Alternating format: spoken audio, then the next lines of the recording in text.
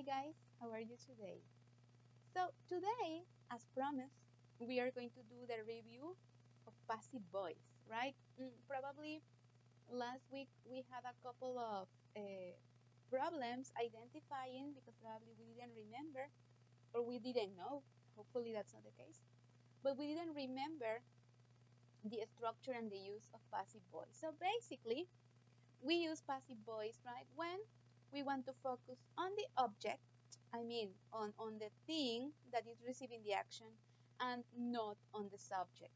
We use passive voice when the subject is something that for some reason we don't want to focus our attention on. So, for example, take a look at the sentences above here and check the difference. They contain pretty much the same elements, the same information, but it is put in two different forms. The first one is a normal, regular sentence that says that the workman, do you remember the workman, right? You can see the picture right there. So the workman mixes cement, water, and sand to make concrete. So in this case, we are focusing on the workman. That is the thing that we are paying attention on or that we are highlighting. That is the thing, or in this case, the person that we are talking about. So that's a normal sentence, right? And then we have the other one. That is our sentence in passive voice. Same information, cement, water, and sand are mixed to make concrete. But in this case, the difference is that we are focusing on the ingredients. The ingredients are the most important thing.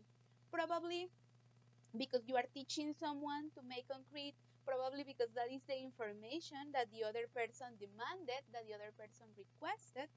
But basically, what we need to do is focusing on the fact that cement, water, and sand are the things that you need to mix in order to make concrete. The workman in this case is not really important because it could be that we don't care. That is the workman or is whoever. It could be that we don't know who the person is, or it could be just that the person that did the action is not really relevant to the conversation that we are having. So we are focusing more on the ingredients. So that's basically passive voice, right? When you focus more on the things, on the result, and not in the person that did or does the action. Okay?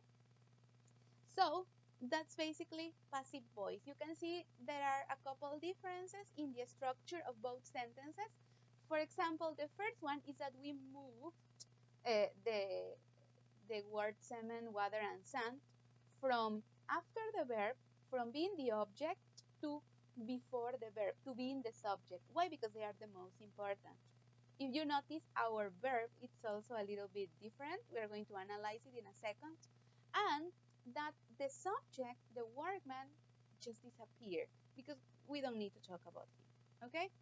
So let's take a look at the structure. In a normal sentence that we usually call it active voice, we have first the subject, the workman, then the verb, in this case in present, mixes, and then the object, what is being affected, right? ¿Qué cosa mezcla? Well, the cement, the water, and the sand. But in the passive sentence, in passive voice, the first thing that we have is what used to be the subject that now has been transformed. That used to be the object that now it is transformed into the subject because it's at the beginning, right? And this is who or what, it could be an object or it could be a person. Who or what receives the action. En ese caso, la mezclada. What is being mixed? Well, the water, cement, and sand. But doesn't do anything. The cement, the water, and sand by themselves, they don't do any activity. They only receive it. Okay? And then we have the verb.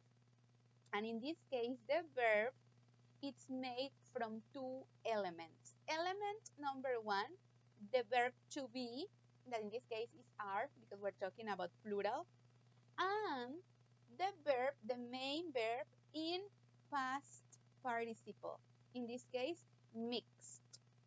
and then any other complement to make concrete, to build a house or something, okay? That is basically the structure and the difference between active and passive voice.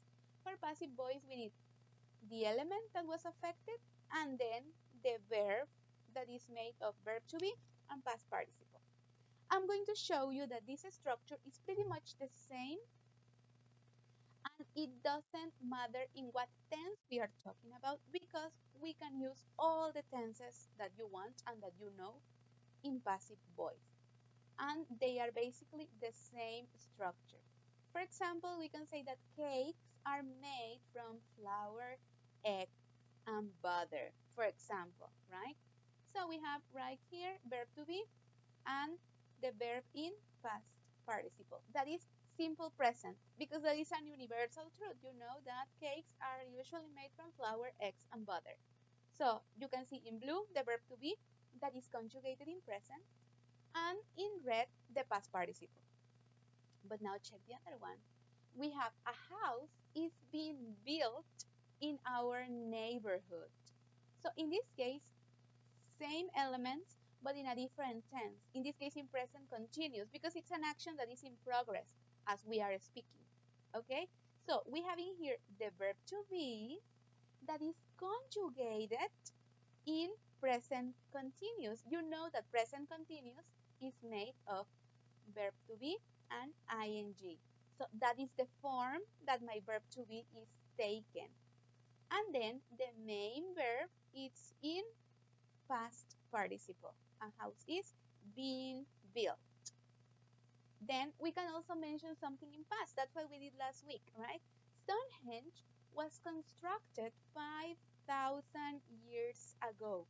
So in this case, we have in blue again our auxiliary verb to be conjugated in past and the main verb in past participle. Okay? And then finally, we can use other different forms. For example, for future, that we say the apples are going to be used to make apple pie. So the verb to be, again, is conjugated in the future form with going to, and the main verb remains in past participle. So as you can see from these examples, basically, the verb to be is always going to be conjugated in the appropriate tense. All the changes that you need to do, for example, que si going to simple past, auxiliary, whatever, all the changes are going to be made to the verb to be. And the main verb, it's never going to change and it's always going to be in past participle. Made, built, constructed, used. Okay? So that's basically the structure, the form of our passive voice. Hopefully it has been helpful for you. You have been reminded of how to do that, and just a little bit, just a little thing for you to remember. We can add different complements to my subject and verb in passive voice, and that's going to depend on the preposition that I'm going to use. So if I want to include the subject, I mean the person that did the action, because it's important somehow, I'm going to use the preposition by. For example, the Mona Lisa was painted by Leonardo da Vinci, for example. If I want to mention the material for something, for example, I can say that the jeans are made of cotton, for example. That's the material. Not who did it, no what, but the material. If I want to mention the instrument that is used, I can say that, for example, diamonds are cut with lasers. Okay? That's the instrument, not the material, but the instrument. If I want to talk about the origin, where something comes from, for example, I can tell you that paper is made from wood. It's not that it's like the material, no. It is that it is something that was transformed into something else, okay? So if you want to include any of these, just remember the prepositions. Let me know if you have any question, guys. It's been a pleasure. Bye.